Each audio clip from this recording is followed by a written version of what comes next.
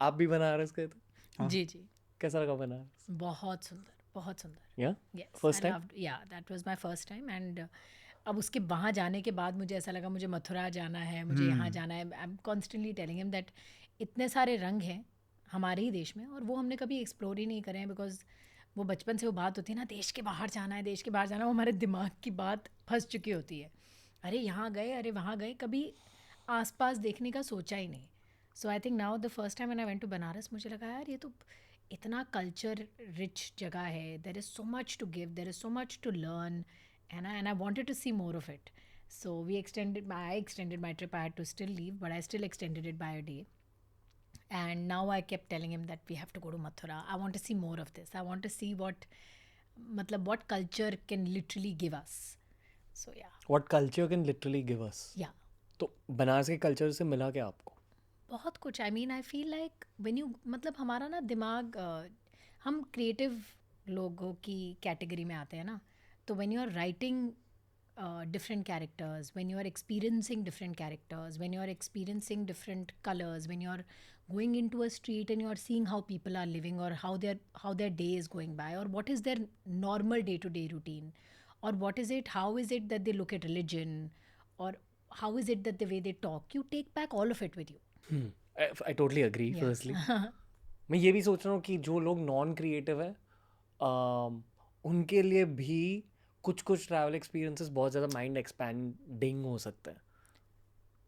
कोई भी travel Yeah, experiences yeah, mind of expanding, course. कुछ ट्रैवल एक्सपीरियंसेस बहुत ही ज़्यादा माइंड एक्सपैंडिंग होते हैं, जैसे Banaras is one of Banaras Yeah. तो Spiritually, if you talk, that is a different journey that you take with Banaras. When you enter Kashi Vishwanath, the kind of energy that you feel, you know. Or we went to this Sankat Mochan Hanuman Mandir on one night, and there was this. मतलब I literally we had, हम लोग सुबह 9 बजे से पाठ पूजा कर रहे थे, आई थिंक सैटरडे नाइट। वहाँ पर 1 घंटे की रात को 11 से 12 या 12 से एक पूजा होती है, जो सिर्फ एक ही बार होती है हफ्ते में। I am like I stay out of it, हम जाकर मत्था टेक कर निकल जाते हैं, सुबह मेरी फ़्लाइट है। And you want imagine, not only did I sit there for that 1 hour, I enjoyed that 1 hour. It was a different experience altogether. मतलब जिस तरीके से वहाँ पे लोग गा रहे थे, बैठे थे, it was a different experience. वो मैं ना बताकर आपको समझा सकती हूँ, आपको वो जाके एक्सपीरियंस ही करना पड़ेगा। आई फील कि हर जगह का यूनिक लाइफ फोर्स होता है करेक्ट। और कुछ कुछ जगहों में बहुत ज़्यादा फोर्सफुल लाइफ फोर्स होता है। That's what Banaras is for me. जब आप वहाँ साधना करने बैठते हो आपकी साधना बहुत झट से बहुत डीप चली जाती है, and that's not something I experience anywhere else in the world. And do you agree? I 100%. Yeah. I think I saw your images here. मतलब you'd gone to Kashi and Banaras and uh, I could totally understand because it's वो जो आपका photograph का भी कुछ एक vibe होता है, कुछ एक वो होता है। तो everybody knows you've been through a lot in the last couple of months and that place automatically and instantly recalibrates you. So जब आप वहाँ चलते हैं और वहाँ की हवा, the one word that was constantly coming to me when I was in Banaras, and I would turn to Sargon and say that I don't know why, but it's feeling nostalgic, and it is only the first time that one is going there. So I think all of us have been there, not just me. It feels nostalgic to virtually everyone. I think that's the oldest city in the world. So we have all been there, and we have all kind of breathed that air, and we have been in that energy, and that energy never really leaves. So शायद इसीलिए लोग जो है everybody prays throughout their life कि जाके अगर मृत्यु मिले तो वहीं मिले. जैसे कहते हैं कि हर तीर्थ के एक क्षेत्रपाल होते हैं जो मतलब उस तीर्थ स्थान के कैप्टन है। ये भैरव बाबा. भैरव बाबा इन बनारस, जो काल भैरव के ट्रेड्स हैं वो आपको बनारस में भी दिखाई देते हैं। Sure. Detachment, lack of judgement towards yourself, Yeah. force, protection, power, blessing, all that. This is true for any तीर्थस्थान, not just in India but in the world. क्योंकि मैंने कुछ ब्रिटिश ऑकल्टिस्ट से भी बात करी उनके तीर्थस्थानों के बारे में। They follow the same rule कि पहले उस डेटी को समझो, और जब आप किसी तीर्थस्थान के यहाँ जा रहे हो तो उस डेटी से रिक्वेस्ट करो कि वही आपकी ट्रिप डिज़ाइन करे।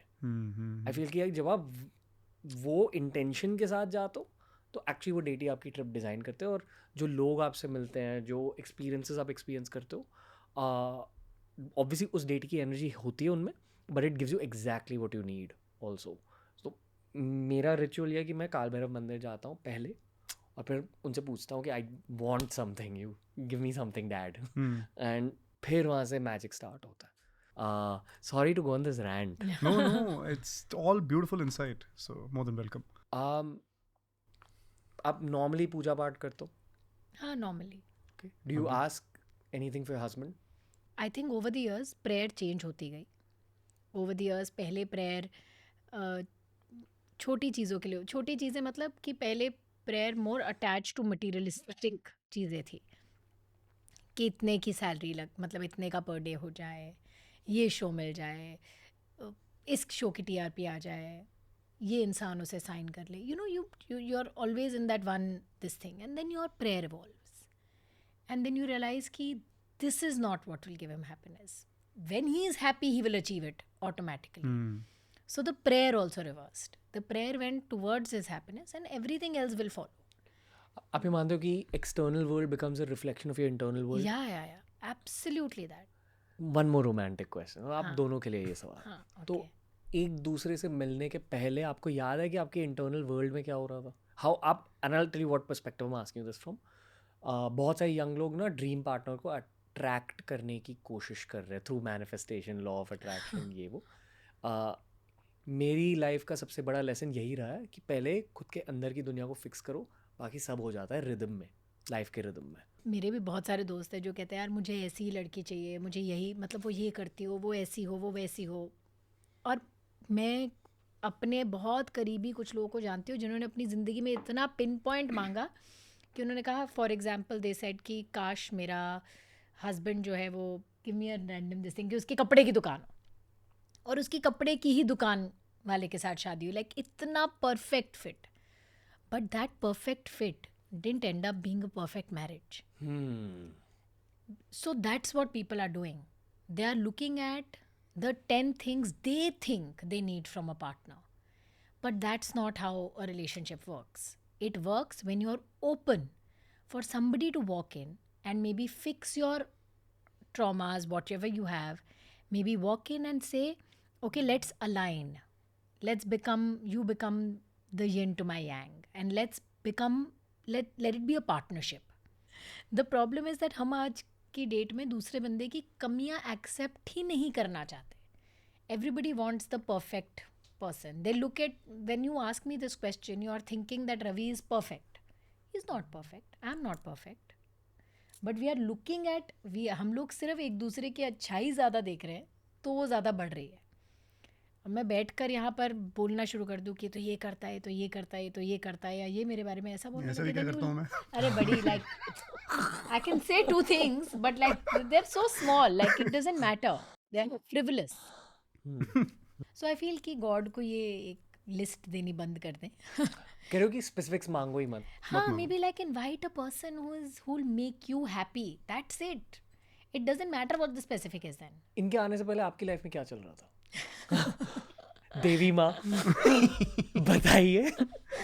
Why are you? Arey, I was this young college girl who was having a lot of fun in her life, and even with Ravi, when I met him, that's all. I didn't know the first time that I met him कि हमारी शादी हो जाएगी. यार मुझे तो लगा कि ठीक है, अफेयर होगा, बॉयफ्रेंड बना है, सही अच्छा लड़का है, all of that. You don't know at the instant that you meet somebody कि हाँ यार मेरी इससे शादी होगी.